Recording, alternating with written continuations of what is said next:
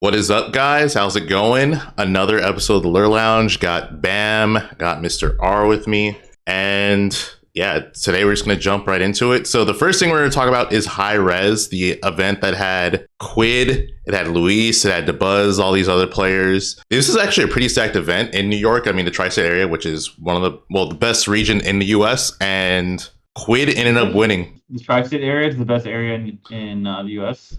I would say so. I mean, if you just look at all the players they have. I guess if you go by region and not by state, but if it's like a state versus state basis, would you say New Jersey is the strongest state, or? It's New Jersey or New York for sure, because okay. Well, tri-state's just messed up, but it has. What about Georgia? I mean, I don't think you could beat Tweak, Zamba, DeBuzz. Like, it's true. At the moment, Zamba is kind of popping off, and they have Quid too. We have Quid who won the tournament. We have Tilde, Jackal. Yeah, they're insane. Yeah, it's just messed up. It's been insane, honestly, when it comes to like fighting games. Period. Yeah, exactly. The thing that's messed up about that region is that the reason why it's so good is it's kind of like Japan in the sense that it's so small, but there's a lot of people there. Concentrated. Yeah. Very concentrated. And then like in tandem with that, like obviously they just like very storied, right? And then they have enough like relative wealth too in comparison, right? That's the similar reasons why SoCal is good, but then like you got to take into fact that like SoCal is just so distant, or like it used to be good because SoCal's not. I think SoCal is good. Not in comparison. They're okay. They're okay. Yeah. I think SoCal has like a lot of A and B tier players, if that makes sense, but not like Tweak tier or like Zamba tier players. Yeah, like they have like one or two tiers below that, but they have a lot of those like players at that level. So SoCal's good in their own way. Yeah, I mean it's very populated. But like I'd say comparison to how they used to be and how like just because the all storied rival usually people talk about West Coast, East Coast, but it's really tri-state versus SoCal usually. Yeah, like there's like who's good, right? And then in that aspect, we're definitely not there. For sure, yeah. SoCal and Brawl and Smash 4 is pretty broken. And towards the end of Brawl, they were like falling off a little bit, but in Smash 4, like pretty sure SoCal is like the strongest region in the US. I don't think it was I still think it was tri-state. You still think it was tri-state? Okay. Dude, I just remember at some point there was like Zero living in SoCal. There's like a bunch of like really good players. In some period in Smash 4 at least. The beginning, it's always been close between SoCal and like tri-state, except like in this game. Yeah, well, this game not so much. Yeah. I think even in Brawl it wasn't very close because tri-state was just tri-state's just a messed up region. Yeah, that's true. In the beginning it was though, like you, Tyrant, and Rich Brown and Mike, like early Brawl, you guys, I feel like you were doing like it wasn't like as bad as it got like towards the end of the Brawl, where there were just more top players in New Jersey area. Yeah, maybe not, but I just feel like when it comes to those two regions, Tri-State's just always been the better region, and it's mainly due to the fact that it's so small. It's just easier I feel like it's easier for people to get together and compete.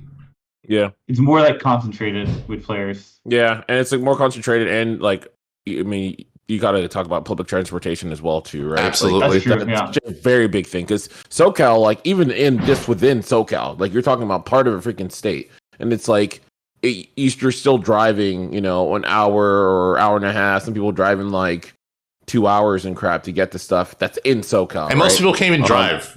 Most people can't even drive. Yeah, that's a whole other thing, right? Yeah. Like some people are not even the age of being able to get the car or have the availability there. Because even if you have that in like tri-state, like that doesn't matter because you can just hop on, a train or whatever, right? Like, yeah. I mean, and SoCal is intentionally designed that way. We don't have to get into politics of that, but like it's an unfortunate thing. So it doesn't allow people to get together as quickly. Like, dude, people were doing Smash Fest all the time in Tri-State and doing their thing and jamming it. And it's like when it comes to SoCal, like It's just very hard for people to do that. Like, it was drives. For sure, Dude, yeah. even when freaking me and Larry, like, I'd be like, dude, go and play. I'd drive an hour and 30 minutes. And that's like 2 hours. 2 hours. Yeah. Hour 30 to 2 hours I'd have to drive. Right. And it's like, I literally would be like, I would tell him like, yo, like, if you could chill, let me know how long you chill. Cause I'm like, I'm not going to be in the car the same amount of time or more than like I'm actually chilling with the homie. I'm like, I'm sorry, I can't do that. It's a commitment. It's a commitment. Yeah. I remember like the times where we did see each other. We actually hung out a lot, you know. But the times we did, it was like an entire day. It like has to be, like if it's not, then it's just like, it's not worth it. Yeah. Larry, remember? I think this was early Ultimate. We went to like Mango's house. It was from your house to Mango's house, and I remember on the drive there, it was like crazy traffic, like SoCal traffic. And the drive was supposed to be like 1 hour, but it ended up being like 3 hours. And on the way there, we were like 20 minutes in. You're like, oh, it's going to be like 3.5 hours. And I was like, oh, well, that's our cue to like go back, right? And like not go there. And you're like, no, like we're going to go. And I was like, this guy's been living in California for all his life. I could tell like 3 hours of traffic. He'll just like sit through it. He'll just drive through it. But me, like, I'm just used to it. I also don't mind driving as long as traffic's not too bad. Yeah. I feel that. I'm very same way. Enough. Yeah, I don't mind. I'll just be like, all right, well, I'm gonna drive to SoCal. It's like 5 hours, like 5 hours and a half. You know, if it's chill and you have somebody to talk to, it's not. But that's the commitment you have to make. And then you go to Tri-State. It's literally just you just walk to your bus or train. And that's it. Easy. Yeah. All right, but let's actually get into this bracket. I'm sick and tired of talking about SoCal sucking.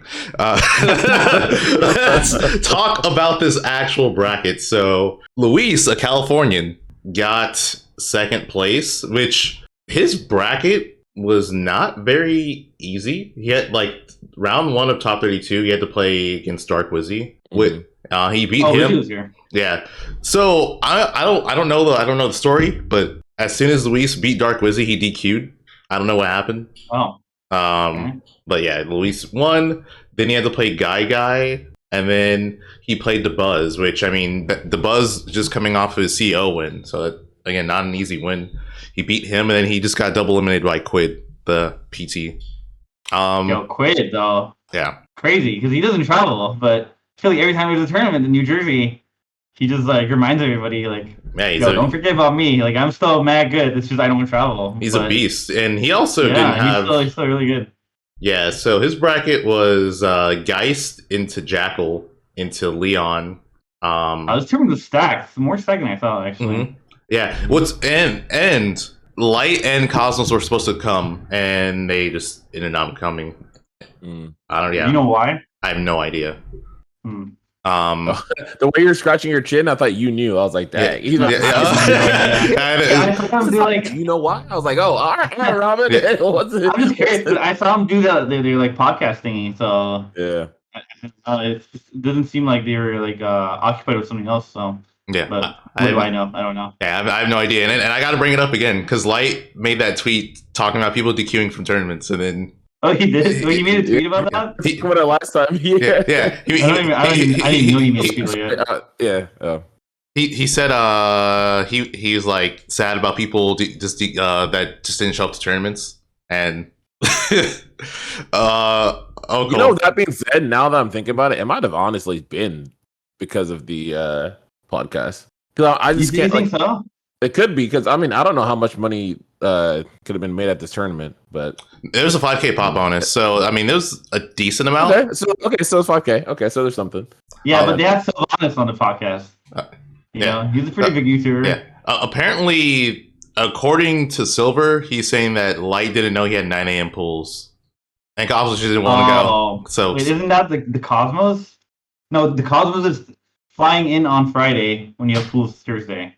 Flying in on that's what it was, right? Okay, so so to be fair to Cosmos, the way they set up pools for Battle of BC was kind of lame because they had a couple of pools on Friday, and Cosmos just assumed that his pool was not on Friday because if I remember right, I'm pretty sure in their scheduling they said that there was only pools on Saturday, but then they changed it last minute or something like that. So I am not going to put the blame on him because he probably looked at the schedules like, oh, I'm fine. And then just went about his day and didn't realize change. Yeah. And that's on.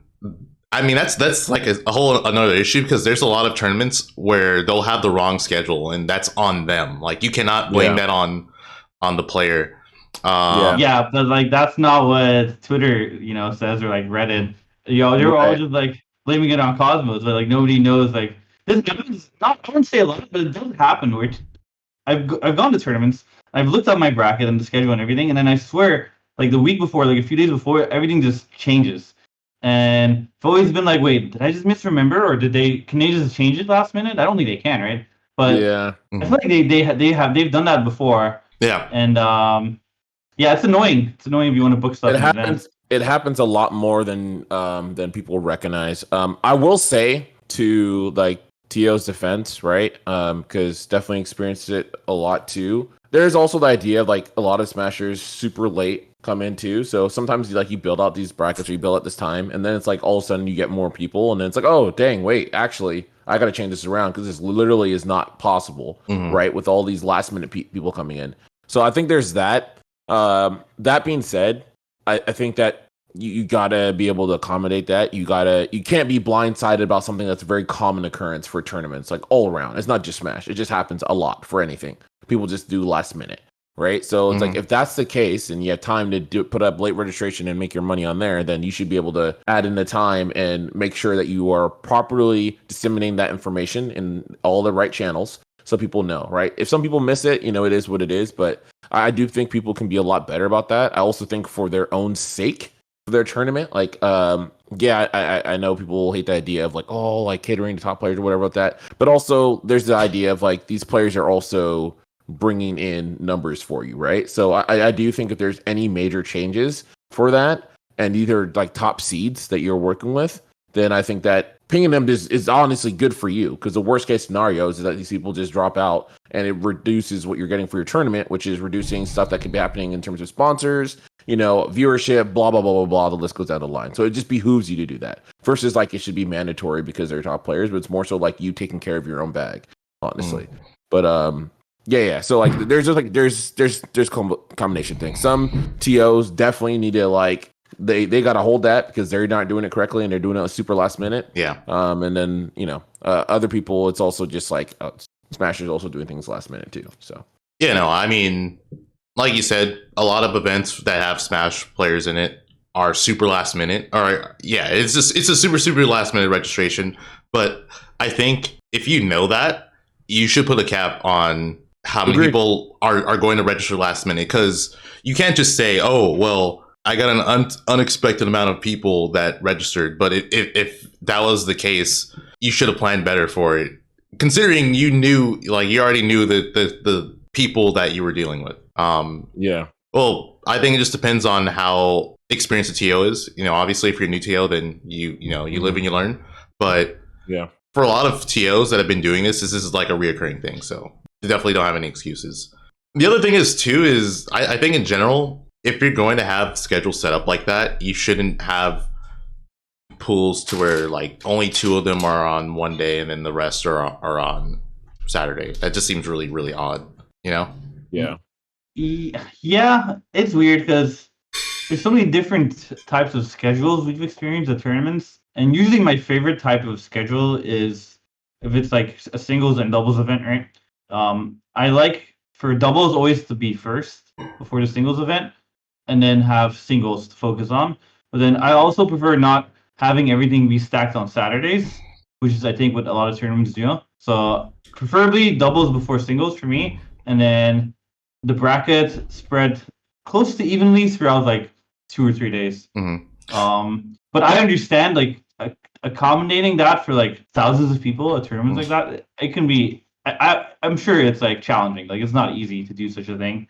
But it's just odd to me because every tournament we go to, even though they have like around the same amount of people, there's always like a different like schedule basically. And I wish there was a little bit more consistency in that, because it also helps you prepare like for your bracket matches and just like prepare for the tournament experience itself better if you know what type of schedule to expect. But I don't know, maybe I'm just asking for too much. I can't expect like every TO, every tournament have like the same schedule, but having some resemblance to each other would be nice for competitors at least. Yeah, I think it all just comes down to how good they are at time management. You know, some are horrendous at it and some are phenomenal. I need to talk about this. We need to talk about Evo. I know we're getting completely sidetracked, but yeah, the Evo scheduling is going to be ass. Bam already knows. Yeah, it's going to be ass. It's going to be horrible. I don't know if you saw, but there's over 7K entrances for Street Fighter 6 alone, and I saw that. Apparently, they're doing top 6 only on Sunday. If that is true... No way. How are they going to do that? Yeah, if that's true, I feel so bad to the people who are running the brackets. I'm telling you right now, I'm telling you right now, if this actually works out well, Rick is throwing up Wilt Chamberlain numbers, bro. Like, that's my man. Like, that's the only way this works well. And, I mean, Rick is an incredible TO, so I would be... And now, obviously, for those of you who don't know, Rick, aka the Hodo, he is the, he's general manager at Evo, right? You switched it out after the whole debacle that happened back in the day. He's the person who runs. Sorry to cut you off, but he's the one who does Combo Breaker, right? Yeah. Yes. He does Combo Breaker. I don't know if I don't think he's at Twitch anymore. I think he just changed that after just going to working with like Sony and under RTX. But he used to be at Twitch too, and did a lot of the Twitch Rivals events too. So like this guy's just storied, incredible TO, incredible guy into space. That's where he came from, right? That's where his chops are, and he's ran some incredible tournaments. So I'm sure that he's well aware of that implications and that stuff needs to be done for this. I mean, this is really going to be an insane Evo 2. There's a lot of games that are going to be showcased as well. So it's not just like you're going to have a ton of new titles. You're going to have Street Fighter 6 shown on a large scale. You have, right now it's looking insane because you have so many global representation, like Middle East is looking really, really strong. DR is looking really strong.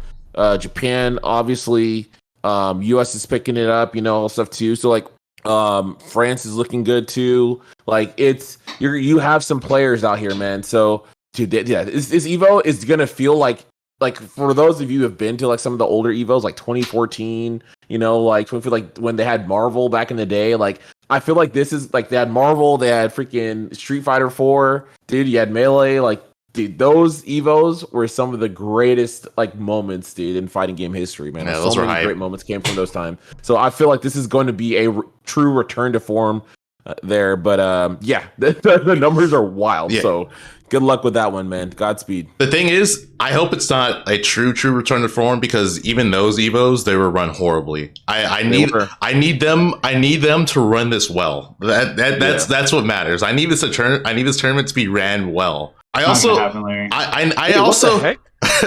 need. Oh, not because of. I'm sorry. Nothing personal towards the TL. Just Evo is known for. I've never seen an Evo bit like ran well. I feel like they're always like. There's too many people and like it doesn't get organized well. But we'll see. I don't know. Hopefully I'm wrong. Okay. Yeah. This is what.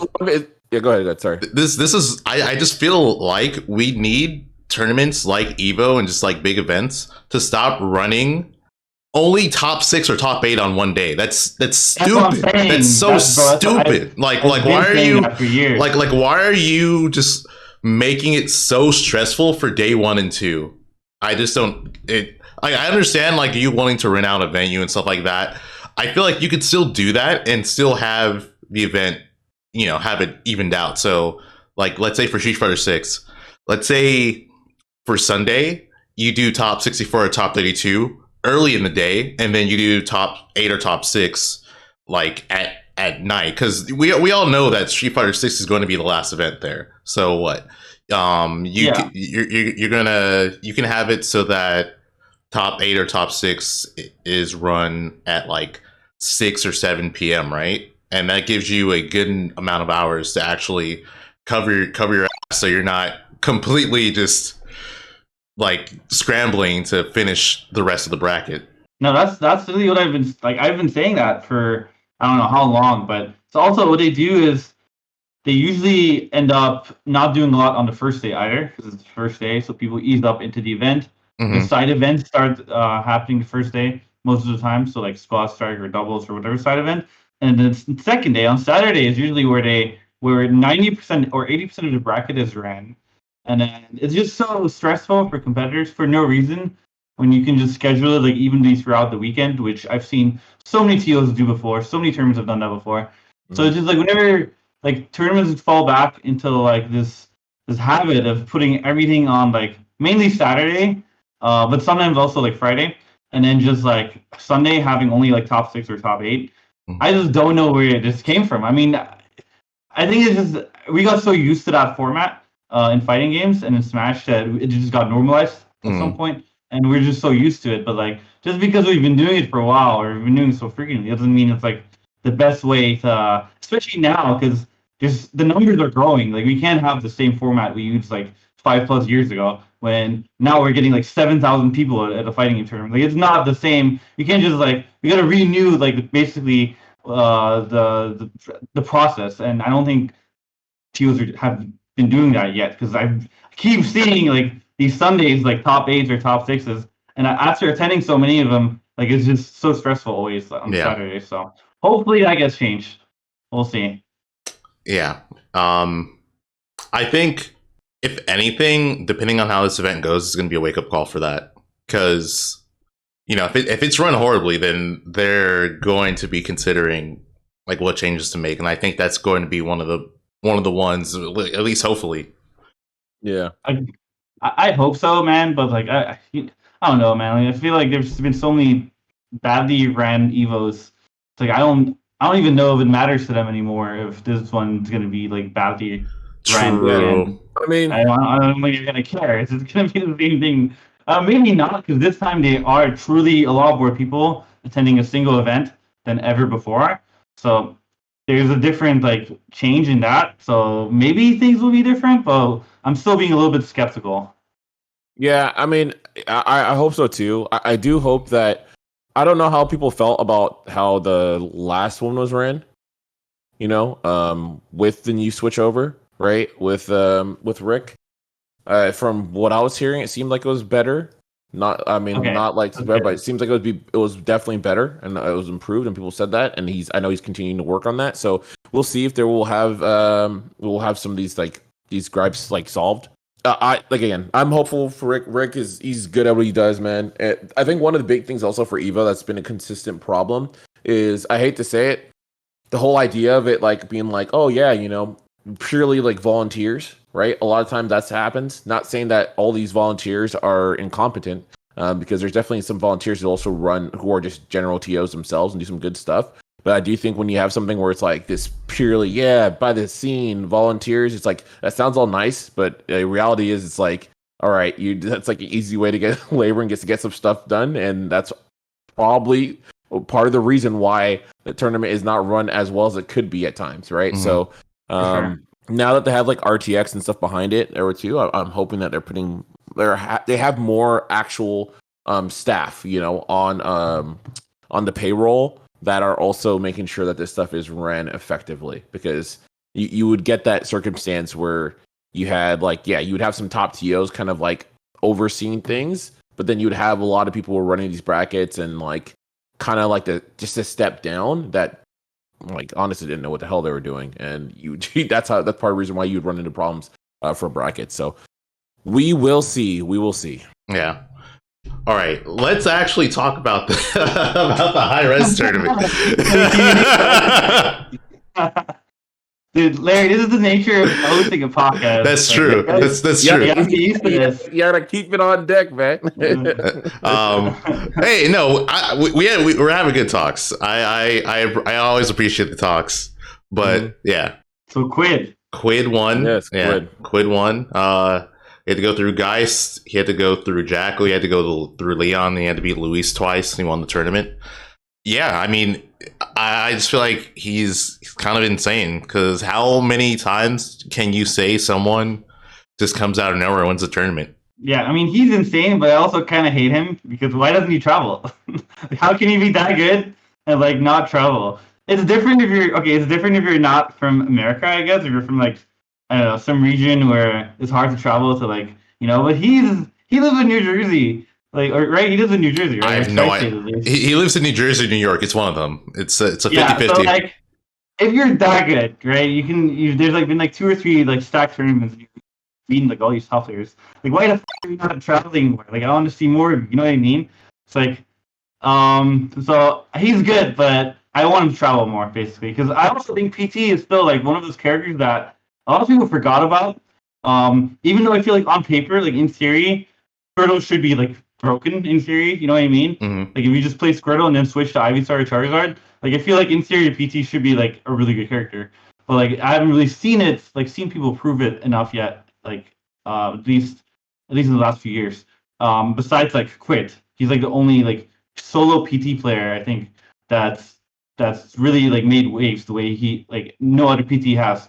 So I just want to see more. A character like PT is also like exactly the type of character we currently need in the meta. Because right now things are getting a little bit stale. We need like some character that can compete with all these other top tiers, and PT could maybe potentially be one of those characters. I believe so. So yeah, I just wish he traveled more. Yeah, I mean, you have to also consider like how seriously is he actually taking Ultimate? He might he might just be really good, and that's it. He's just really good, but he doesn't really care that much. Listen, I'm ranting a little bit. Don't take me like too seriously. All right. I'm being like 60%, 70% serious. Like I do really want to see him compete more, but I don't know what the his life situation is. Maybe he's in school, or maybe he has a job. But just like the Smash fan side of me, wants him to. If you're that good, then like I just feel like it's a waste to not like travel more. But of course, I don't know the circumstances, so Yeah, I would love to see that, man. And like I definitely agree with you. Like I think that people, it's kind of crazy because PT is a sick character to me. I think that character still has a lot of like good stuff, and obviously it's not the the best character in the game or whatever it may be, but I think that character is really sick. I think that character is good enough, and it kind of sucks that it just like people are just like, oh well, this character is not like a top 3 or top 5 or whatever, so like I'm out. And then like everyone just dropped the character like pretty much like all at the same time. And I think that I would love to see the character more kind of in this like the new age, like the new meta, like understanding a lot more about the game and nuances and seeing how that character can really punish those things, because I think that character is super sick in the right hands, and fun to watch, very, very fun to watch too. But man, it sucks. So like, yeah, it was a treat to see Quid do his thing, and just having that character just be relevant again. And I really do hope that we get some more PTs, but I don't know. It seems like with all how everyone is right now, we'll probably won't see that for a long time, which sucks. It's unfortunate. Character's really cool. Yeah. Also, I want to say a shout out to Leon, because he got fifth. He got fourth of this tournament. I feel like we haven't heard from him in a while, and yeah, he definitely showed that he's still good. I mean, Tri-State's just a crazy region. This is really, really good. But yeah, he ended at fourth, losing to Quid and Zomba. Though that's how he got fourth. Not bad loss at all. Yeah, definitely not. Also, Zomba made like a crazy losers run. I think he lost to C in like pools, and then he made it all the way to get at least third. Who do you lose to? C. He's like a Palu player, so he lost to 2 Palus. Okay. The only reason I remember that is because I remember seeing Zomba's salt tweet that Palu's broken. The classic Zomba tweet. Yeah, that's the only reason why I remember, like, that he lost to 2 Palus. I still think Palu's really good, but not broken. I've said this before, and I'll say it again. Palutena is the garbage lady. She takes out all the trash. She's the gatekeeper, right? Yeah, she's the garbage lady. That's exactly. Same thing. Garbage lady sounds more hype, bro. Like, I've never seen anybody call a gatekeeper type character garbage lady, so I'll give you that later. I'll start calling her that. Hey, dude, she's doing her duty. Make it catch on. She's the garbage lady. She reminds me of like a worst Smash 4 Cloud, because in Smash 4 Cloud was just like destroy all the mid tiers and low tiers pretty much. I remember DDD, dude, in Brawl. Oh, in Brawl? Oh my god! Oh my god! Gatekeeper. That was the definition of a gatekeeper. Yeah, free. Yeah. There's a lot of characters.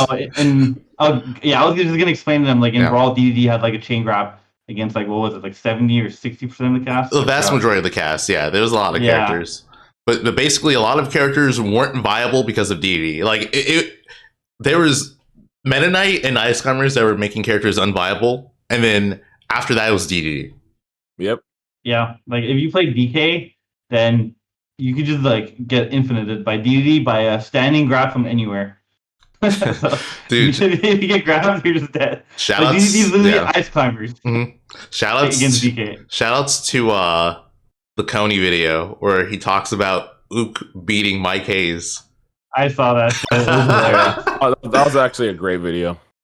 Yo, Larry, you should make videos like that, like about Brawl lore, and have it like be animated. Like, why have you not done that yet? Like, that's such a good idea. you should be doing that. You said hyping up who? No, I said you should be making videos about like Brawl lore and just have it animated, basically. Because I feel like there's a lot of stories and like tales that people don't know about. Even like Smash 4. It's a lot of stories and tales that don't need to be told again, Ramen. That's true. That's true. Thanks. A lot of things shouldn't be shared. But some of the stuff could be shared. Entertainment. I don't want to relive. I don't want to relive that life, bro. So let's have Coney relive it. You know. You don't want to go back to let's have Coney. Let's give Coney his time to shine. You know what? I'll talk about Smash 4. How about that? We'll give the sleep at the venue days. Oh, I remember those. We'll give Coney that. Yeah, in case you guys don't know, because a lot of people don't. Like one of the stories about the Japanese players that are in the U-Haul van at Apex. I was in that U-Haul van with the Japanese players.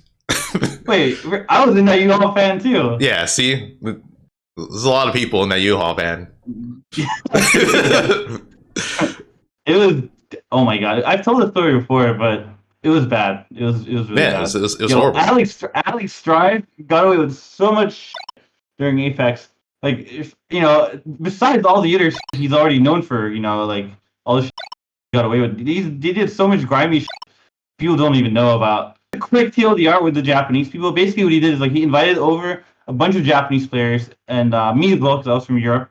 And when we arrived, we were under the assumption that like we had a hotel room, we had housing or whatever. But basically, he didn't plan anything. So he invited all of us. He didn't have like transportation for us from the airport. So he asked his trucker friend to pick us all up. And so it was me and like 6 or 7 other Japanese players in the back of a truck. The first time in America for all of us. We were like 19 or 20 with a bunch of like Japanese players. They're like same age like me. And we're in the back of a truck, open truck, just driving around New Jersey, New York. And then we got to Alex Strive's house and he just tells us like, oh yeah, like we haven't found you guys housing yet. But my friend can house you like tonight. So then basically like he didn't plan anything. It was really bad. It was really bad. Let's just just leave it at that. Yeah. I have no way to segue out of that, so let's just talk about the coin box. The EU coin box. Yeah, the EU coin box. Let's talk about it. Also, shout out to Hungry Box for being the GOAT. Oh, he is the face of Ultimate, dude. He doesn't even have to do this. That's the crazy thing. He doesn't even have to do anything for Europe, but he's still like helping us out. So appreciate it, Juan. Yeah. So I'll let you talk about it, Ramen, because you're actually at that event, right? You're in the coin box. To be fair, I haven't read up too much on it. I don't know if it's a reoccurring thing. I think it is, but I'm not 100% sure. So maybe somebody in chat can correct me if this is like a reoccurring, like bi-weekly thing or monthly thing, or if it's like a one-time thing. But yeah, I am attending. I think it's happening in, if I'm not mistaken, 2 or 3 days from now, maybe 4 days from now.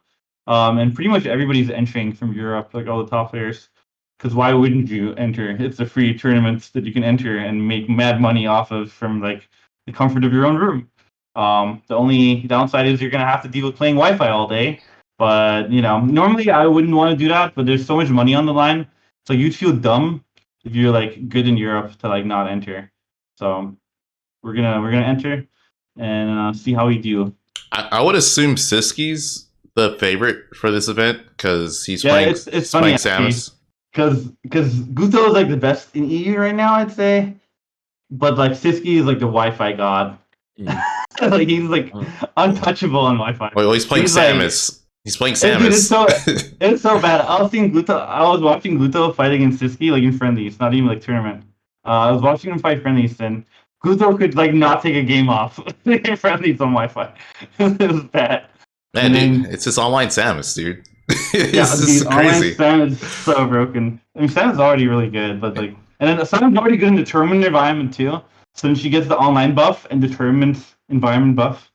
So this character just gets too many buffs. Yeah, I feel like the thing that's so good about Samus is that a lot of her set play, you don't need that good of a reaction time to actually pull it off.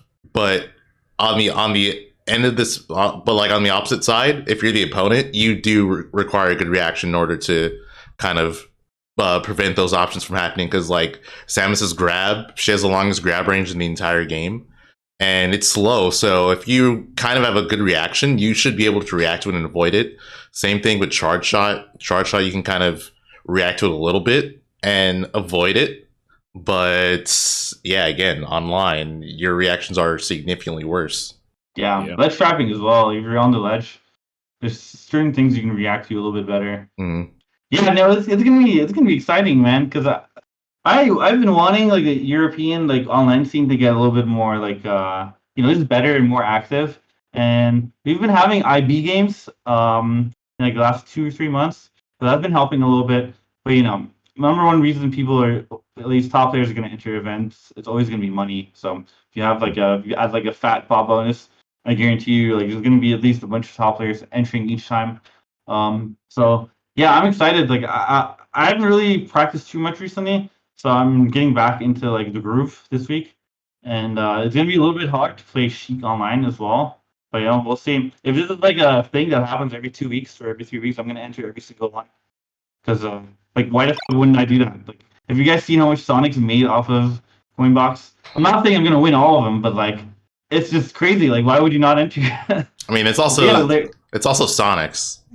No, yeah, I know, but I'm just saying, like, why would you not enter? Basically, if you're a top player in your region or whatever region, like Larry, for example, why are you not entering like the coin boxes? I literally entered last week. Oh, okay. Well, yeah. What else you got, Ramen? What else you got? Oh, you played higher. I would have done that, but my bad. I think I got 17th. I lost to. We talked about this actually. I lost to Meister and Vendetta. Not bad losses.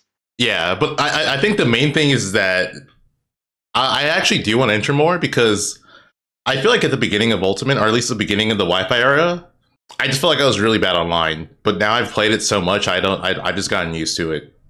So yeah, it's the thing is like, obviously it's Wi-Fi, and a lot of people would argue like, oh, why would you compete on Wi-Fi? Like, it's not worth the mental, stress and all that. But like, I don't know. Like the other thing is as well. Like, if you don't do well, people generally don't really care because it's Wi-Fi. So it's like, it's basically like a win-win. Like if you do well, you get money out of it, and you get a little bit of Twitter follows out of it. If you don't do well, also you get more viewers out of your stream as well if you stream and run. And if you don't do well, it's just Wi-Fi. Nobody really cares too much about the Wi-Fi tournaments. So the way I see it is like, why would you not enter? I think it just depends. If I'll be completely honest, if I get a bracket that's full of Sonic players, I'm quitting. Dude. I don't want to deal with that. You don't want to deal with it, dude? If I get like, yeah, it's honestly, I'm like thinking what other character. You don't even need to explain yourself. You could have just left it at that. Totally understandable. But I'm trying to think if there's like any other character I wouldn't want to play. But no, it's just online Sonic. Yeah, like the Sonic one, I'll give it to you. I'm trying to think of like another character that I would hate fighting online. See, the thing is that like I'm just thinking about it because like let's say Wii Fit, I'd play Falco. I don't care that much about it. Mii Gunner is a good one. Gunner would be annoying to fight online. But the same thing, I play Falco, so it's not that bad. I mean, it would be annoying, but yeah, the same thing with Samus. Samus isn't that bad because of Falco. Right. You get the Falco privilege. Yeah. I mean, it's still going to be annoying, but it's fine. Online Cloud, I'm perfectly fine with Cloud. I think both Falco and Wolf do really well versus Cloud. Yeah, so Falco's broken. Falco's a villain, dude. Yeah, I know he's with murder. He's just he's pretty strong into a lot of characters in this meta. So yeah, he's fun to watch too. Yeah. So who do you think is going to it has the best shot of dethroning Siski in your opinion, Ramen? Probably Bloom. Bloom? Yeah, and like even though it's online, Bloom versus Siski offline is so one-sided every time they play. But even though it's online, I don't see Siski beating him. Wow, really? You think it's that bad? Yeah, like have you seen him play offline before? I've seen some, yeah. Like it's gotten so bad that he's tried Snake and Incineroar. Yeah. You don't see Siski switch to different characters like ever. Yeah. Mm-hmm. So and Bale definitely does some things online too. So. Yeah, Bale's actually not bad online too. Yeah. Bale is a good character online. I agree. Like ABK is already hard to react to offline because it's such a good burst option. Mm-hmm. But then having a burst option like that online, that's like busted. Yeah. Okay. So we'll see. It really depends on whether Bloom's gonna get there or not. Because I think Bloom gets a nerf off online, and I think Siski gets the buff online. So we're just gonna have to see if Bloom gets there. But yeah, I got Siski. Probably like Bloom, Guto, Siski in top 5, and then after that, Quick Andres. After those three in top 8, I think it's gonna be a toss up between who else can be in top 8. Like I wouldn't put like my money on a single player to be in top 8 after those 3. Like if you can ask me who are likely to get top 8, and I'd say like Luigi, Andres, Quick, but like I wouldn't like put my money on them over maybe like Orion or like Leon because they're also capable of placing top 8. So yeah, so you're just saying it's just harder. Like they can do it, but it's just going to be harder for them to actually get there. Yeah, there's like no guarantee. For me, in my mind, there's no guarantee if any other players are going to get top 8 or not. And even with these 3 players, now I'm pretty sure Siski is going to get top 8 and Guto's going to get top 8. I'm like 95% sure Siski's going to get top 8. And then 90% sure Guto's going to get top 8. And maybe like 80 to 85% Bloom's going to get top 8. And after that, there's like a significant drop off of like how certain I am other people are going to get top 8. Okay, gotcha. Yeah. All right, let's talk about the Rockman tweet, which he made a tweet basically saying that our Fighter Pass 2 is just as bad, or like around the same much of toxicity as the beginning of Ultimate. I don't know if you guys have seen the tweet. Yeah. Well, I know you guys have, but I don't know if chat's seen it. I'm too lazy to look it up, but editor, if you're listening, put the image on the screen. I think he put Wolf, Inkling, and Pichu as like the main culprits of the beginning of Ultimate, and then for Fighter Pass 2, it's Kazuya, Steven, Pyramithra. Could you actually link me that tweet? I don't want to look for it. Now I wanna see it. I don't want to look for it. I'm too lazy. Oh my god! I'll look for it. Larry. Right, fine. I'll put in chat. But basically, I think that the beginning of Ultimate was well, there's a lot of things that people did forget. Palu was messed up. I think Palu was the problem in the beginning of Ultimate. Oh, pre-patch Palu was broken. Pre-patch Palu was messed up. Yeah, that was a character. Nair was a kill move. I mean, it's still like kind of a kill move now, but yeah, it's even more of a kill move. Yeah, you just run off stage and be like, "See ya, dude." Damn, people just get bodied. Yeah. The Swiss Army knife, dude. Pretty crazy. Wolf, Wolf's kind of still relevant in this meta, but yeah. I mean, obviously, more so. Yeah, I mean, pre-patch Wolf down smash was insane. I think he killed at like 40 if he charged it. His up B hitbox was bigger as well. That was actually a big one. I tried to look for the tweet, but I couldn't find it. I think he deleted it because I went to his page. Did he? Yeah. Oh, well, that's Yeah, I wish I had it on me because I'm actually genuinely curious if the current state of the game is more toxic than how it was before. I think. Oh no, he had Olimar. I forget what the characters he had exactly. I think it was Olimar, Wolf, and Pichu. I think those were the 3 characters he had. But I think what made the beginning of Ultimate more quote unquote toxic was that a lot of characters were worse. So I think there was actually a bigger divide between who the top tiers were and who like high tier and mid low. Agreed.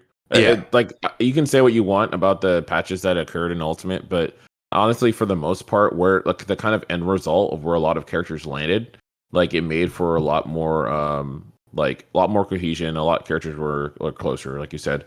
There's more kind of disparity there too, and I don't know. It's and we also need to recognize that for some people, even though it may not felt that way, you have the combination of like the honeymoon phase that was going on, and we just honestly just didn't know how to play the game. Like there's so many characters. I feel like now with the knowledge that we have, like, dude, think of how Palu, like, think of Palu freaking, like, she'd be messed like, up. pre-patch Palu. With the knowledge that we have now, there's no way, bro. You just, like, people get slaughtered. Like, legit slaughtered. I'll say this right now. I think Palu at the beginning of Ultimate was the best character in the game.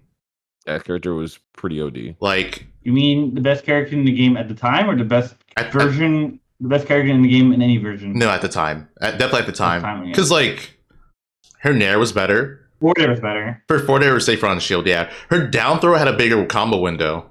Oh, yeah, that's true. Her grab range was bigger, too. Don't forget, they nerfed her grab range. That was a big one. Yeah, she just had a lot.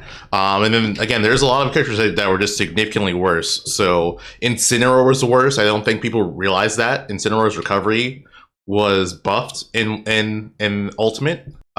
Diddy Kong was significantly worse. Diddy Kong was probably mid-tier at the beginning of Ultimate.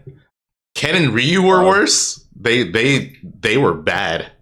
Cloud was worse. Yeah, Cloud. Oh yeah. Cloud was like noticeably worse. Yeah, Cloud was noticeably worse. Thing was huge. Yeah, the recovery was huge. There were a lot of characters that are just. Yeah, Bayo got way better. Yeah, Bayo got way better. Yeah, like I said, again, a lot of characters got buffed. Pit got buffed. Pit got some huge buffs. Corrin got big buffs. Falco got big buffs. Samus. Oh yeah, Samus got a kill throw buff, dash attack. Killing dash attack. Yeah, dash attack kills. We were talking about this earlier, actually, but I was just saying, like, imagine having like a killing up throw and a killing dash attack in this game. Like, that's so broken to have like both of those things. In high pressure moments, that is huge. 1000%. Yeah. And then I guess we could look at some of the nerfs. So Lucina got nerfed. Although her nerfs weren't that big, but very slight, right? Yeah, her forward smash and forward air got nerfed. Wolf got nerfed. Yeah, ZSS got nerfed. ZSS. Oh, ZSS. Yeah, ZSS got nerfed significantly. Mega Man got nerfed. Mega Man was another crazy character because he had an infinite. Yep. Oh yeah, Ivysaur got nerfed too. Ivysaur used to be broken. That's right. Yeah, I mean, again, like you have a couple of these characters too, like knowing what we know now as well. Like think of Mega Man where how he was, knowing what we know now, right? Yeah. Think of freaking even like where PT was, knowing what we know now. There's just there's a lot of circumstances, man. It would have been, definitely want to be as close. For sure. I forgot. Peach got nerfed. That's actually a big one. Oh yeah, Peach actually got nerfed quite a bit. And she's still OD. And she's still really good. Yeah. Okay. She actually might be the best character in the game because at that time. Yeah, because I'm just thinking about it. So there's. You still think those characters were better than Sonic? Which version of the game was that? Sonic got buffed. Sonic got buffed too, though. He did, but like. I still think with a lot of stuff that he had at the time, I still could think that character was. Was this Joker era when Peach got nerfed? It was, right? She got nerfed before that too, I think. Oh, before Joker? Okay. Didn't they buff Sonic Spin Dash though? Because wasn't there like some sort of glitch where he didn't get his jump? Oh, you mean when they had more situations where he'd be in lockout after his Spin Dash jump? Yeah. I think there was. I'm trying to remember. I remember people having problems, but I felt like that was just something that players were just messing up. I'm just gonna look at it. So they buffed his forward tilt. They buffed his back air. What character is this? Sonic. Oh, right. Okay. Oh, Sonic couldn't spin dash or spin charge on a platform. He lost his jump if he did. Yeah, that was it. Yeah, he would be locked out. And they changed that to him just getting his jump now. Yeah. They put it back to how it was supposed to be because he would get locked out on those platforms for some reason. And that was just like a glitch that never happened in Smash 4? That never happened in any other game. He'd be able to roll off, but like in that one, he just would just fall off and die. You know what I hate? I don't like how they removed a lot of like side Bs or down Bs that you could like cancel off edge the cancel. Yeah. So like you can still do it with Diddy, for example, but like you used to be able to do it with Sheik in Smash 4, like early Smash 4 pre-patch. And it was fun doing that. They removed pretty much all of them. Oh yeah, the slow falling down air. I forgot about that. They made it so that you could dare and then you just had. I remember that. Yeah, you know what I'm talking about? I do remember that. You just unlocked the memory of mine. Yeah, that was hype, dude. Every time I hear that, I always just think of ZSS, dude. Just hovering. Yeah. Also, shout out to Hazmat in the chat. I see you. I hope you're doing well, man. Young Hazzy in the building, dude. Mr. Masters himself. Dude, there's so many characters though. But Bam, you might be right. You might be right because I just thought that Sonic's buffs were like pretty significant, but yeah, they don't seem. Yeah, they weren't as significant. Like, I mean, obviously they're good stuff, but like, I think honestly, given what he could do with his toolkit and stuff at the time, like, I think he was the best character. I just think people were so bad with Sonic in the beginning. It was actually atrocious. I just remember like live stuff. I'm like, what are you guys looking at? Like this character does insane damage. This character is just like. People don't realize how big it is that they changed his freaking dash speed to being like one of the top dashes, like or one of the better dashes in the game. Previous to other in the previous like iterations, his dash was like it was above average, but it was like closer to the middle than it was to the top, which was a really important thing for Sonic because he literally had to be at some farther distances to really mix you up. But then it was just like now instead of him being like have to be here to get that, his dash is really good and his run was by far the best in the game. And it's like, dude, this is insane. So this character is running around. His run game was really, really good. And it's like, yeah, there's other ways you can cancel spin dashes. Everyone's just like, oh no, we can't do shield cancel. It was ruined. It's like, dude, you got jump, you got waveland, you got freaking like so many different things you can do, and you're doing more damage than you were doing before. Like you're killing, like, dude, come on, man. Like it's so ridiculous. That character is like asinine. Dude, but you just reminded me of like Pelly back in the day. Because when the game came out, Pelly was convinced like Sonic was a bad character. Like, people were to the point where he was like he would main DDD over Sonic. He would just be like, that's nah, crazy. they nerfed Sonic. Like Sonic is like low tier in this game. And this is in the beginning of the game. He was like Sonic was not good anymore. A lot of the Sonic players in the beginning of the game thought Sonic was really bad because he was different in a way. Like you have to play him a little bit differently. They were. I remember. Pretty bad. Yeah. I remember. Can't cancel. Therefore, his character sucks. I'm like, dude, what are you guys saying? It was the same with Game Watch because they changed Game Watch so like drastically, like his aerials, right? Yeah. So all the Game Watch means were like, oh, this character sucks now. But no, like they're arguably better than they were before. Yeah. I would say though that the Game & Watch one is arguably worse than the Sonic one because definitely worse. Definitely worse. For the option. Yeah, like there's so many just very clear things that you just like use a neuron and you're like, oh, okay, this character has to be good. Like it just top line. You don't have to get granular with it. You don't have to get detailed. At least for Sonic's, like some of the stuff, I was like, okay, people just didn't really know how the combo game worked at the time, so they didn't realize how much damage you can get off these hits, right? People didn't recognize that like now homing attack, which traditionally was like a very bad move, is now a really good move in a lot of key situations in the game, right? So there's a couple things I'm like, okay, I'll kind of give it up a bit. I still think it was kind of silly that a lot of Sonics didn't realize how good the character was for quite some time, holistically, right? Because of just like there's just certain things that are like, oh, if this doesn't work, then it's bad. And it's like, no, dude, look at everything this character can do and what he can cover. But people just didn't, people don't have that awareness at that time, right? That just happens with a lot of characters early meta. People just like they don't see when characters can do a lot of things. right, and do kind of everything, and they're more nuanced, it takes people time, right? Usually the characters that you see doing well are the ones that have a very clear-cut game plan, and it's like easy to pick up early on, right? And this is like, oh, this is very overtly good. I'm just going to keep doing this option, and then I'll win, right? That's the same thing you're seeing in Street Fighter 6, right? Like, it just happens for every fighting game. So, which is why I think it's so stupid for Game & Watches, because that character is very clearly, like, I know we talk about Game Watch all the time, but like, This time is Bam. This time is Bam. Bam starting. I'm gonna spare you another Game Watch rant on your podcast. Don't get me started. Right? Yeah, it's just very overt the options that character had, and so it's insane it took so long. But you know, it is what it is. It happens. But yeah, man. Yeah. It pre-patched, dude. There was definitely some characters. Yeah, there were definitely some characters. It's just ultimately because these characters so designed so differently than their like Smash 4 counterpart. Even with Bayo, in the beginning, Bayo did get buffed quite a bit. No. Bayo in the beginning was not good. Yeah, well, I was gonna say even in the beginning, I didn't think Bayo was as bad as people thought. She did get buffed a lot, but I never like Charlie, for example. Charlie, even to this day, I believe, thinks Bayo is like bottom 5. All right, Charlie's an idiot. I'm just gonna say, even to this day. Yeah, if I'm not mistaken. No, Charlie thinks that Bale's one of the worst characters in the game. Even now, right? Even like to this day, right? Yeah, even now, he's just an idiot. Charlie's one of those people where it's like he'll look at things and then be like, oh, okay, this can be beaten in this way if I do this, therefore it's not good. Not recognizing that like if you have to do all those things to like overcome some option, it might be good. That's why it's good to begin with. Yeah.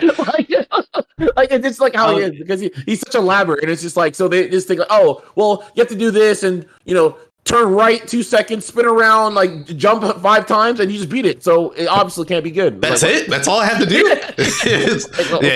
I will give Charlie this though. He did say Cloud was really good before people caught on to how good Cloud was. But I think he said some shit like Cloud's better than Aegis. He said Cloud. I didn't agree with. Yeah. But like he did make it. He did at least like he was one of the few people that said Cloud was really good. All right. But Charlie also said Cloud was good pre-patch before Cloud got buffed. Oh, he did. Yes. Yeah. Okay. I just remember him saying Cloud was good right before Spargo started dominating with like. Yeah, but I mean, pretty much everyone like I feel like even when people were saying Cloud is bad, people like obviously were aware that like Cloud has these good tools. The big problem was like saying recovering, so it don't matter. Like it was like bad, you know. And so like I think that like he did make some like solid arguments, but I think that most people who like really understood the game recognized Cloud had those really good options. It was just like there was such a glaring weakness, right, for that character, where it's just like that's cool that you can do everything under the sun. And then you get off stage and you're freaking Little Mac, like like it's like all right. I mean, Cloud's recovery is not that bad, honestly. No, but pre-patch it was pre-patch. Pre-patch. Never mind. Yeah, now it's like for sure. Yeah, but yeah, back then it was pretty bad. Yeah, and then I was like guaranteed. Yeah, and for anyone who doesn't know like what they buffed about Cloud, I'll just say it. His up B grabs ledge 4 frames sooner, like from the end of the up B animation, which that's huge. It's pretty big. Yeah, if you don't know, 4 frames is a good amount of time to grab ledge, like sooner. That helps a lot. Yeah, he has a lot of mix-ups with his recovery too. He can like charge.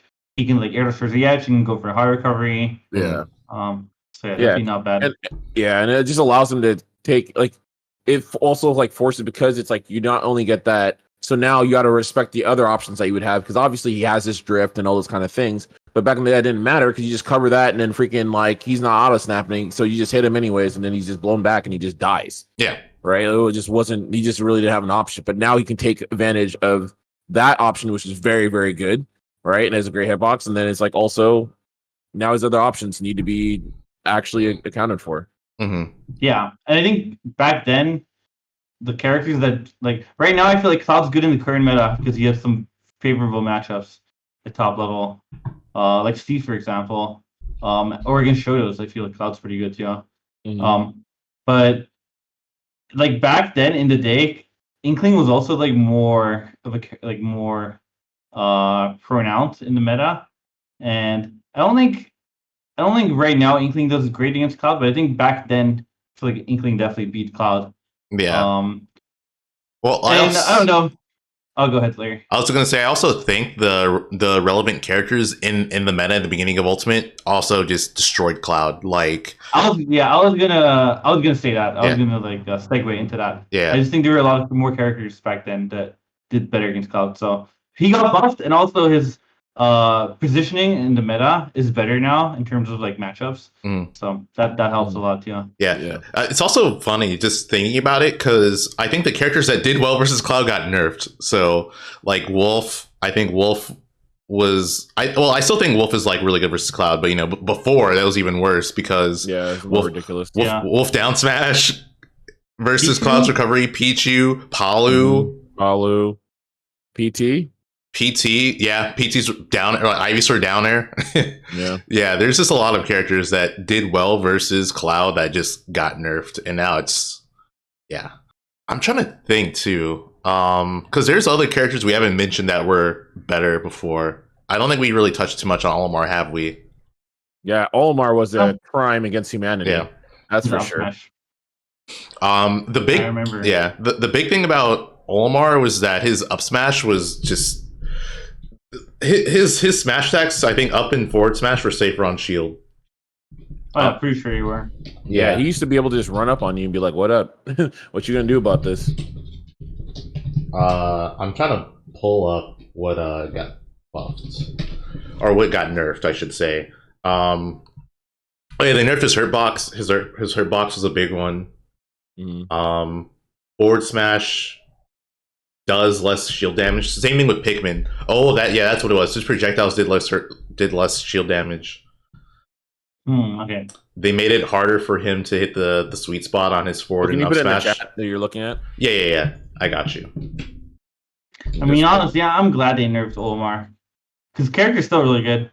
Yeah, and Olimar's really good. He's one of those characters that I don't want that type of character to be a top tier. You know what I mean? They never should be. There are certain characters you literally cannot have. Like, it is conducive to like the enjoyment of your game. This character should not be good. Yeah. For like the longevity of the game and just my personal enjoyment. Yeah. In everybody's best interest of a character like Olimar. Yep. Never gets the top tier status. Yeah.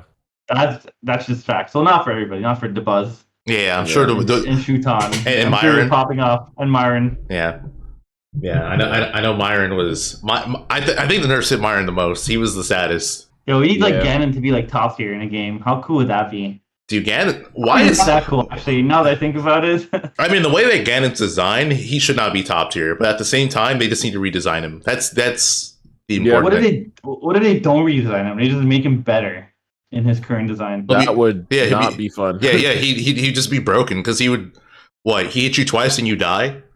Yeah, he'd be like Geef. Like, why Geef should never be good.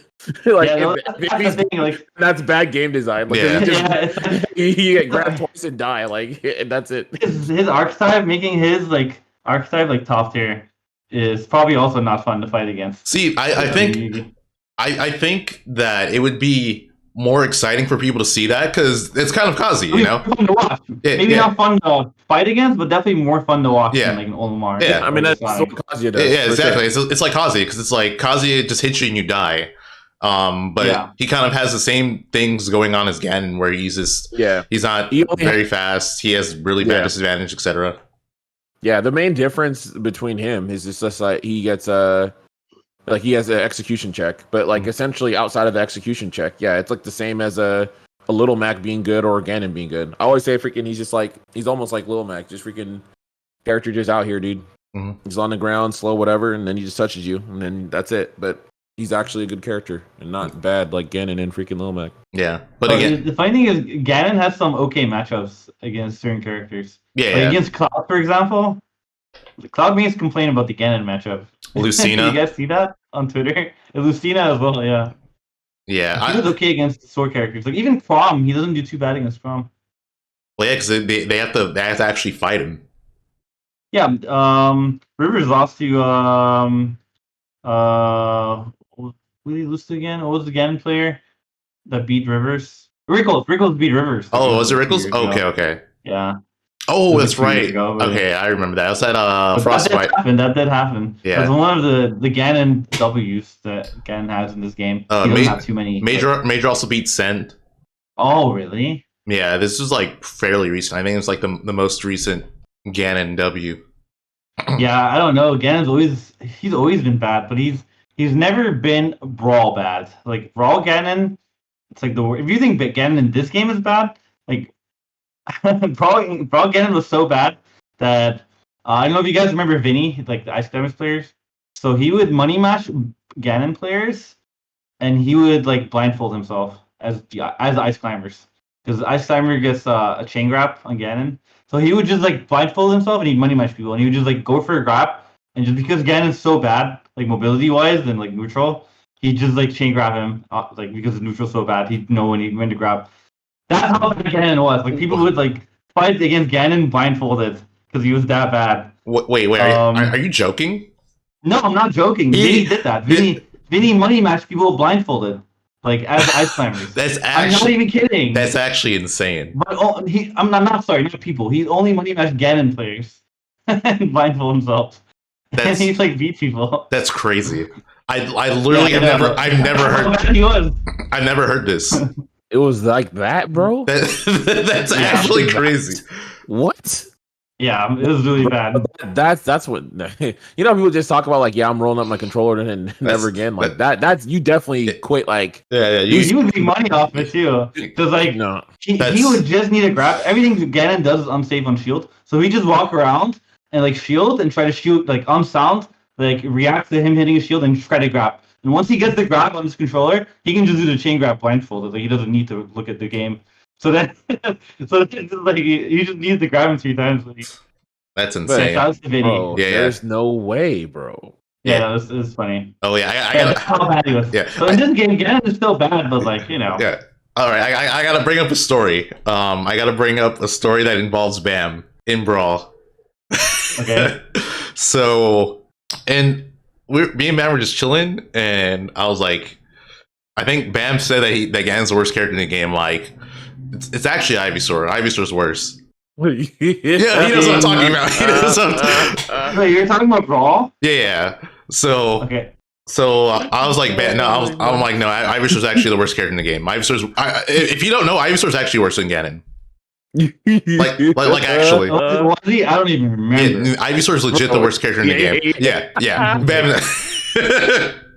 Oh my god. Because I was explaining to Bam, like literally, if you throw Ivysaur off stage, Ivysaur can't recover. Like it's actually that bad. And then Ivysaur's neutral's not good.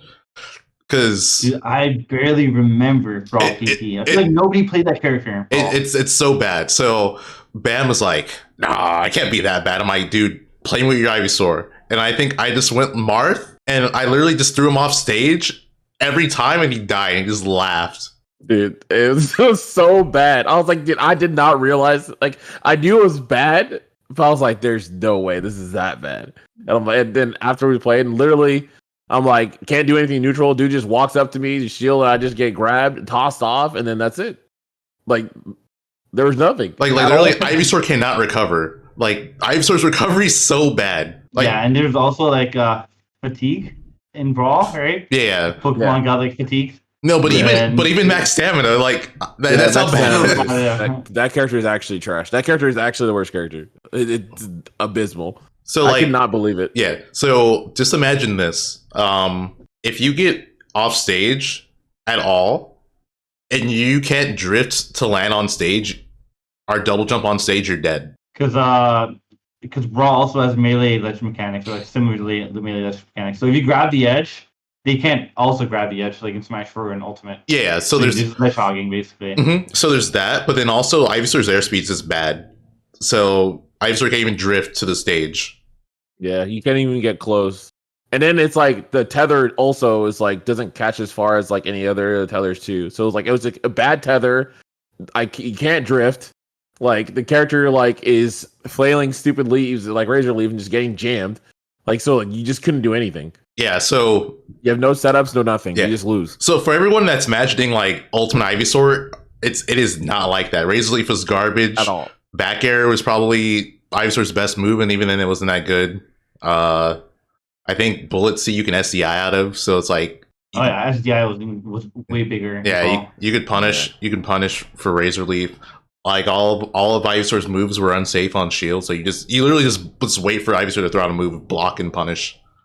Yeah, they're all unsafe, and if you like on hit could be minus because like it was like the easy like you could just double tap SDI like you're out thing, so it was so bad. Yeah, it was. Oh, sorry. Go ahead, Robert. Yeah. Oh, sorry. I was gonna say I guess people don't really talk about it because you look at PT as a character. Yeah, exactly. Right. But like PT is worse than Ganon, but individually, Ivysaur definitely is. But he doesn't get talked about enough because he's part of like PT. Yeah. Oh, yeah. So, something else to add too is that you could not switch in the air. You had to be grounded. Oh, I forgot about that. Actually, you're right. But yeah, it was so funny. Like I just remember I think the first couple of games, Bam's like, nah, it's not that bad. And then I just kept doing it. He's like, yo, stop. He's like, why is this happening?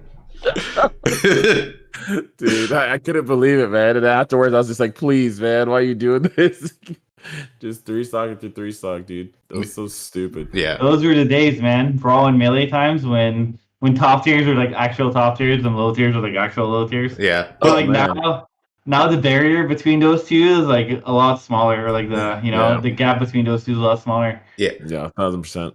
I think sorry to cut you off, but to like switch back to the Ultimate discussion we're having, I do think the beginning of Ultimate was that way. Like there was a clear distinction of who was really good and who was like not good. Yeah, it was definitely more so the case than now, at the very least. Mm-hmm.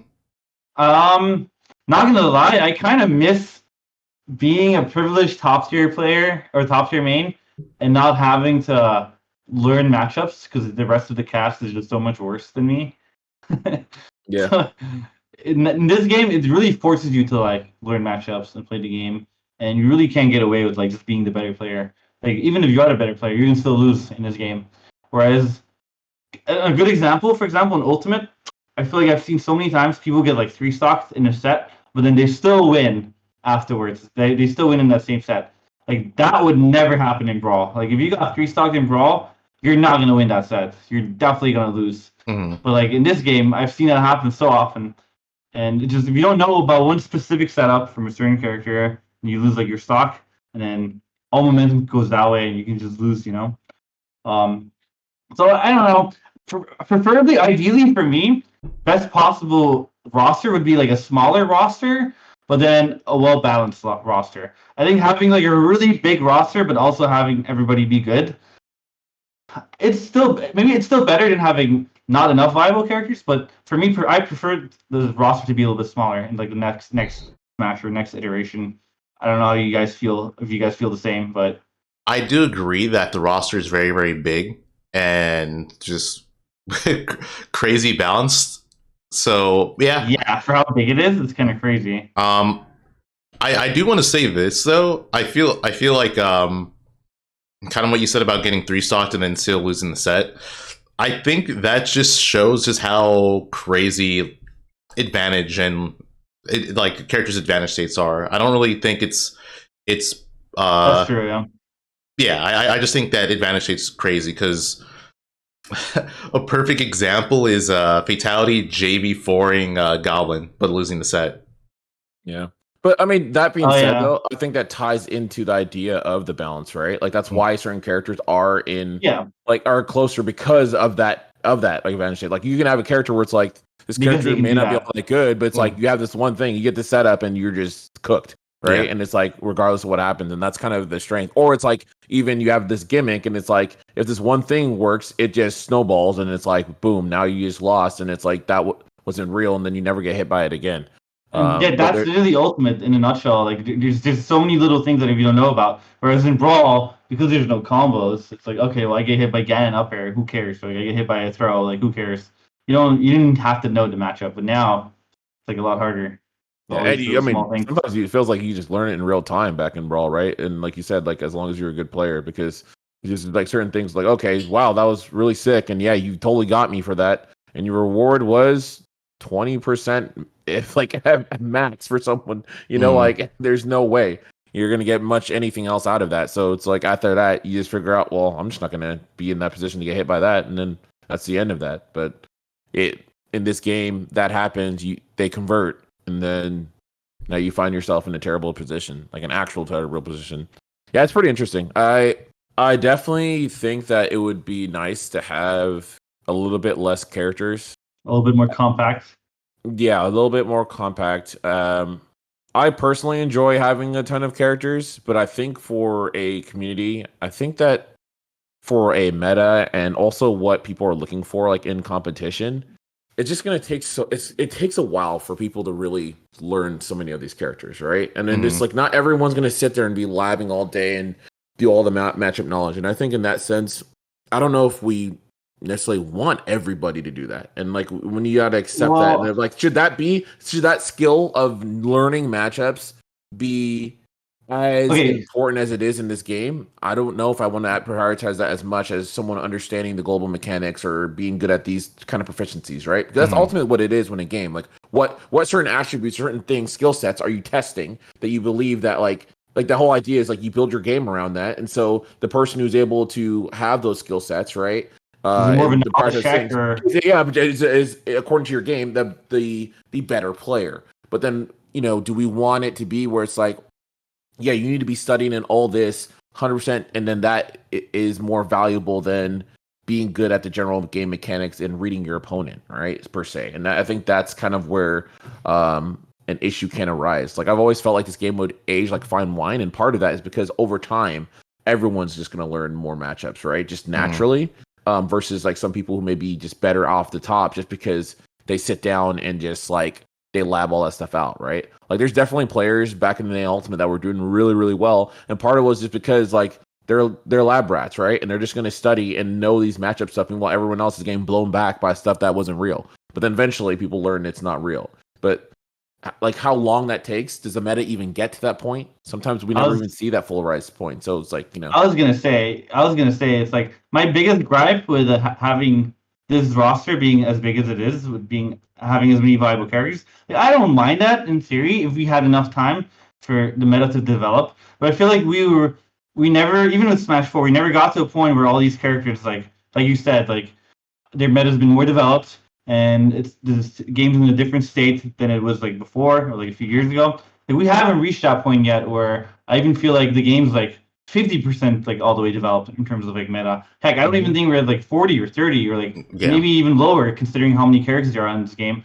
So like the frustration part comes from like, okay, well, we're never gonna like, is there really a need for a cast this big if there's gonna be like a new Smash in like a few years and we're never gonna reach a point? I would rather have a smaller cast where I can see the gameplay being more polished in like a shorter amount of time because there's less players have less they have to learn less basically in terms of like knowledge checks. They don't have to learn characters as much. So then the gameplay can be polished a little bit more. And then for me, a smaller cast would be preferable if there's going to be a new Smash anyway. But like if it's going to be like a finalized like Smash thing, then I think for spectators especially having more characters is like better. As a competitor, I wouldn't mind as long as we have enough time for all the characters to develop more. But if that's not the case, then I would prefer it to be a little bit more compact, just for the place, just for the gameplay to like get more polished. If that makes sense.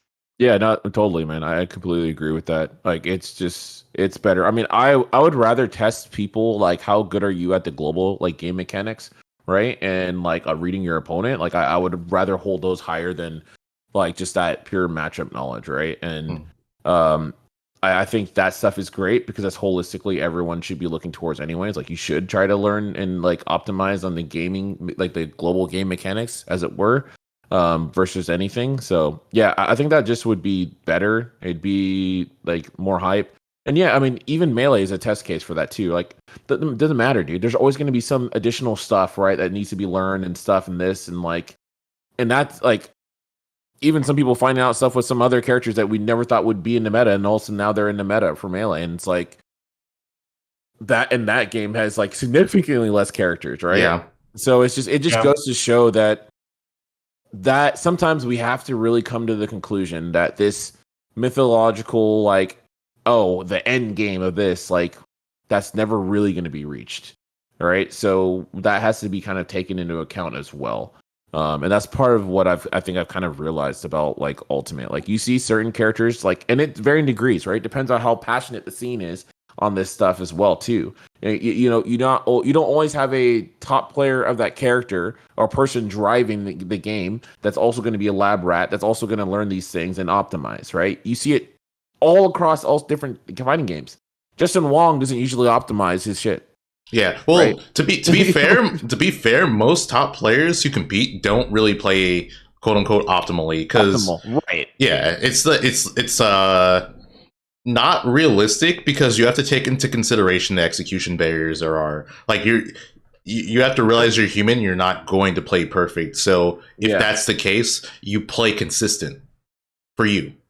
Right, exactly. And it's like there's very few games where you have someone who is doing the quote unquote optimal stuff and this is the best player in the game. Mm-hmm. Right. Let alone being like up to the top. There's very, very few people like that.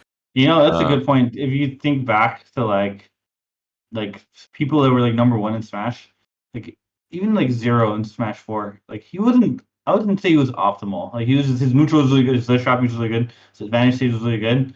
Like even like Leo in this game, when he plays certain characters, he just doesn't play them like optimally. But they're both of them were like the best in their game for like a long ass time. So that makes a lot of sense what you say. I feel like consistency takes more priority sometimes than like just having like optimal combos, especially if you can't do it all the time. Yeah, well, because you have to think of it like this: if you know yourself, do you think you're going to be able to execute this level of gameplay on your worst day? That's kind of what you want to go at when you're playing or competing. You want to be able to do everything that you're doing on your worst day. And that's a good way of putting it. If you can't do that, then you either need to improve your worst or you need to think about how realistic it is for you to actually achieve that. Yeah.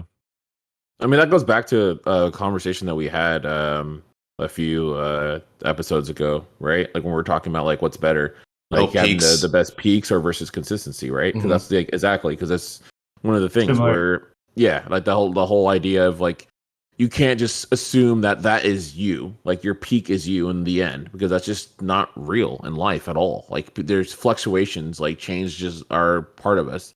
And sometimes we love to be so adverse to change, we just don't even want to think about it existing, right? But the truth of the matter is, you should be looking at your minimum, right? Like what is like, even they say when you're building a product, right? And when you're building a company and stuff like that, like you need to be able to get to like the minimum value product. Like how can you get it to where it's just functioning? If you can do that, and that's the thing you're focusing on, the minimum part is good enough, then whatever you get now in that benchmark there, that's your benchmark.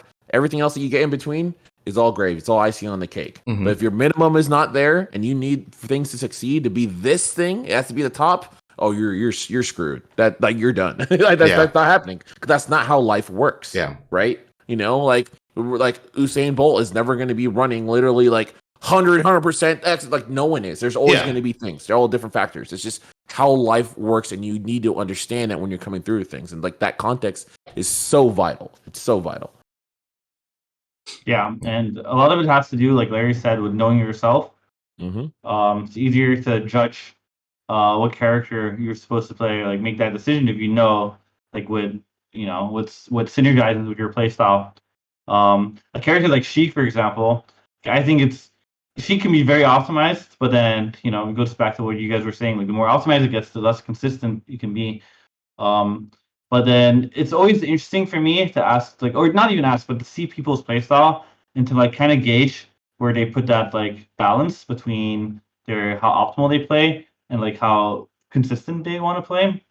And it's just funny to me that usually the people that are like number one for a long time are the people that are not optimized, which is if you think about it, it shouldn't be like that, but it is, simply because of the reason they're just more consistent because they're just bread and butter stuff. But then for me, a player like me, like I don't really get enough satisfaction sometimes like out of just getting like your bread and butter combo. It's not fun enough, it's not pleasing enough. So that's also a weakness. Like if you're okay with the game being a little bit more boring to you, then it's easier to be like more consistent. Yeah, I think something to keep in mind when you're talking about a game's meta is I feel like there's like kind of two different lines, and then at the beginning of a game they're not going to touch, but then at a certain point they are going to intersect with each other. And I'm trying to think about how to word this. So I think this first line is just who the best player in the world is. And then the second line is like how optimal the gameplay is. And then normally the best player in the world in the beginning of a game is very unoptimized, but they're just consistent. And as the game progresses, it will become more optimal. And then you're going to reach a point where the best player in the world is also the most optimal player. But I think the line is just not reachable for the most part in a lot of games metas. Like in a lot of games metas, the person who is the most optimal normally isn't reached until like the very, very late game, because the game itself is just not in an optimal meta and probably never will be until the game's life ends. True. Yeah. And the thing that's really interesting about that as well is like, because then you'll get into situations where it's like, then it hits a point where that person is the like most optimal, but then that trickles down. So more people start optimizing, and then because you have more people figuring that out, sometimes other stuff is found, and then it's like it's almost like it kind of goes back again, right? Where it's like, okay, now you're trying to look for who's optimal versus this, and it's very intriguing. But like, yeah, to you guys' points, usually like you just don't get there in time. There's usually just not enough time in a game's lifespan to even get there. You see a couple things get picked up here and there, and you're like, sick. So like you never get the the Twitter clip stuff like happening at that level. It's just not going to really happen. You'll see some things that will pop up here and there sporadically, but we never really hit that intersection. But yeah, that was a good analogy for that. I kind of wonder, what is the game that's gotten closest to being like just crazy optimal? Probably Melee, right? Well, I'm just talking about like fighting games in general, because like probably Melee.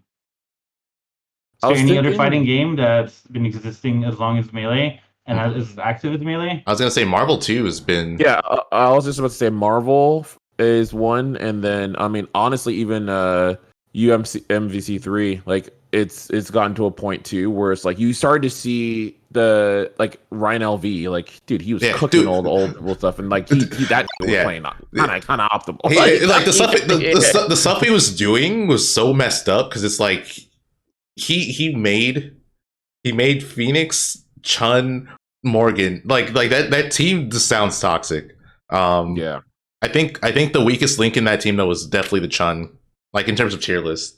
Yeah, but then he was showing that Chun could do some wild shit, right? And like he was doing some like and that was kind of one of the things, because he came to optimize that character, and so that's why that character wasn't looked like that at that way. Looked at in that way before, right? And then you saw stuff at the time, you're like, wait, holy damn, this character is freaking insane, right? People kind of knew the character had some combos and damage and stuff like that, but then there was like some really dumb stuff you can do to the character. She never landed.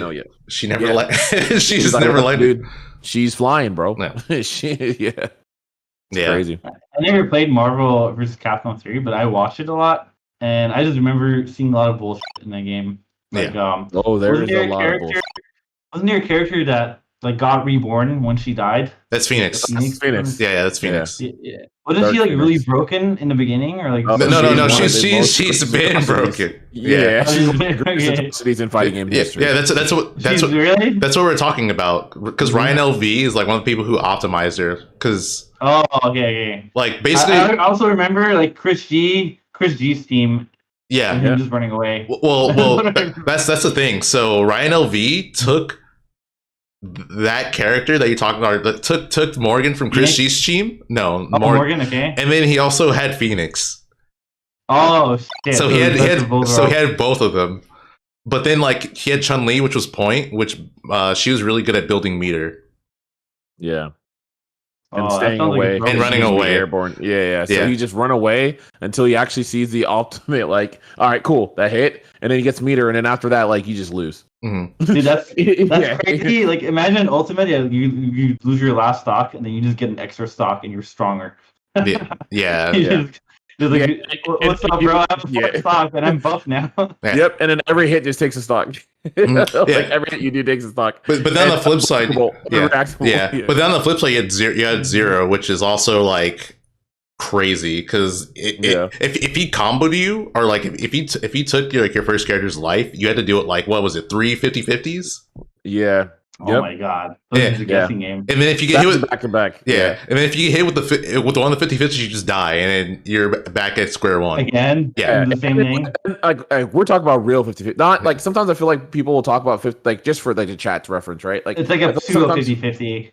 Yeah, or people will talk about 50-50s, but what they mean is like a coin flip. Like if I'm wrong, then I get hit, and then something else happens, right? I get reversals. But like no, this is 50-50s that like either I hit you or you're still stuck. And then it's like, I got to do that to you 2 more times. Yeah. And if I'm right in any of those times, then you lose. Mm-hmm. That's it. The end. There's no, I reversal. No. Nope. You got to go back into neutral. For all your trials and tribulations, you got to go back into neutral. Otherwise, you shake my hand and call it a day. Yeah, it's crazy. It sounds like Dragon Ball Fighter style, like block strengths and 50-50s. Because in that game, if it's just even if you block the 50-50, you still get pressured. You're still in the corner, and it's similar because they have assists. Both games have assists, so you can do that. Yeah, but zeros are definitely work because they were like so ambiguous. Like you're literally guessing. Yeah, it's not like, maybe I can rack it. Like, no, like there's no way. Like he just it was literally like, well, here we go. Mm-hmm. Dude, that that character is insane. Mm-hmm. They have some. It would be hype if a new one came out, like Marvel vs. Capcom 5, because 4 kind of flopped, right? Well, 4. Yeah. Well, they actually could call the next installment Marvel vs. Capcom 4 because the quote unquote 4th one was infinite. Yeah, I remember that. I kind of missed the era of, this is slightly off topic, but I missed the era of when Dragon Ball Fighters came out and all the fighting games from different fighting game communities came together to play Dragon Ball Fighters, and it was like hype seeing like, I don't know, a Mortal Kombat player versus like a Melee player, or like a Street Fighter player versus like, I don't know, a Guilty Gear player. So I really hope in the future there's going to be like another like fighting game that brings everybody like together, like Smash community, but also like fighting games. So far, Street Fighter is like kind of doing that. Yeah, Street Fighter's doing that for sure. It's doing that for sure. I just want to see it in like a traditional like anime style fighter. I think that's more like more up like the Smash community's alley. That makes sense. And I've heard rumors about certain anime getting a fighting game released, like a 2D competitive 2D style fighter, like released for 2 animes I've heard of, and these are rumors that I cannot share right now, but maybe after the stream. So I'm really hyped for that, and like imagine like, I don't know, like a Bleach style fighting game, or like a Hunter x Hunter fighting game. That'd be sick. That'd be so sick. I mean, to be honest, we're getting Project L, so I mean, like we're that is definitely going to be a game that's probably going to do that all around, and I mean that's going to do that for other things too, because people sorry, go ahead. Sorry to cut you off after talking for so long, but Project L for me is really cool, but it checks off like other boxes for me. It checks off like the developer support, sure, probably good developer support. It's probably going to be really famous, it's going to be really known, but like in terms of like aesthetics and like how much love I'm gonna hold towards the game, I feel like if it was something I already love, like I don't know, like an anime I love or something, I'd have more motivation or passion. So, but Project L is really hype, and so is like the new Rivals of Ether. I don't know if you guys saw that. Yeah, no, that looks amazing. I can't wait. That looks amazing. Yeah. I think the big thing, Brahmin, what you're talking about is just the IP, because that's kind of why fighters work so well. Is that you have an IP that is Dragon Ball that everyone knows and loves. That's true. And is willing to invest time in it, and if it's an actual good game. So yeah, if everybody knows it, that definitely helps. Mm-hmm. We've been going on for a while. I don't know. We should end it, man. Like, I was waiting for you to say something, Larry. But, you know, if you're not gonna finish it. Hey, no, we're having good talks, man. We're having good talks. I'm kidding. Vibing. Yeah. But yeah, I think we should just end it here. We'll do this again next week. But yeah, I'll see you guys. Take care. Have a good one. Sure. Abrupt ending. Yeah, guys. Thanks for watching, guys.